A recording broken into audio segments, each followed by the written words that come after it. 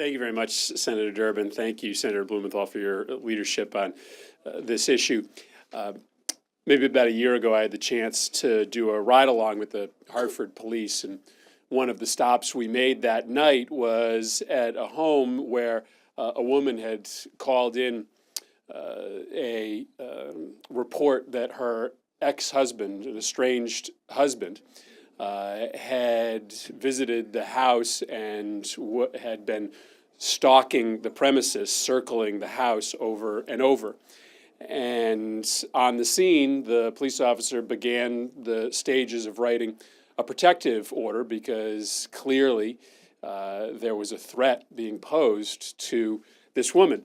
And you could see the terror in her eyes as she started to think about what he may have been contemplating. They were having a dispute over the custody of a child at the time. My hope is that that protective order got written, but it was likely a temporary protective order. And to think that the law would allow that husband, who had come to the house with anger in his soul, to think that the law would allow that individual to go straight from hearing that he had had a restraining order taken out against him, go purchase a gun and return to the house is the height of irresponsibility if we allow that to happen. Here's two statistics.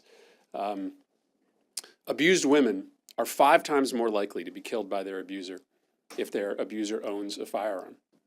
Here's another statistic. A woman is 3 times more likely to be killed with a firearm by her intimate partner than to be killed by any other weapon by a stranger. The reality is that a policy that allows for abusers, as Senator Blumenthal said, at the height of their anger, to be able to purchase a firearm will lead to more deaths in this country. Now, we understand where we are politically.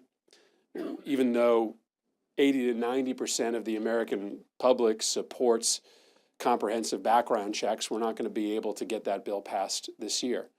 But I'd challenge anyone in the United States Senate or the House of Representatives with a straight face to explain why a domestic abuser should be allowed to purchase a gun while there is a temporary restraining order lodged against them. There is no way that we can't find bipartisan consensus on this very simple idea that will greatly heighten the public safety of all of our communities right now, this summer, this fall. I understand we may have to wait until another day before we pass a more comprehensive approach to the epidemic of gun violence in this country. But right now, today, if we were able to bring this bill to the floor of the United States Senate, I am confident that it would pass. I am confident that it would pass the House of Representatives as well. As Senator Blumenthal mentioned, this isn't the only bill surrounding this issue. Senator Klobuchar has another very worthy measure, but let's not wait until we have enough votes to pass comprehensive gun violence before we bring these kind of measures to the floor of the Senate that will immediately heighten the safety of domestic partners and women all across this country. Let me introduce our great colleague and champion on this issue, Senator Ed Markey. Thank you.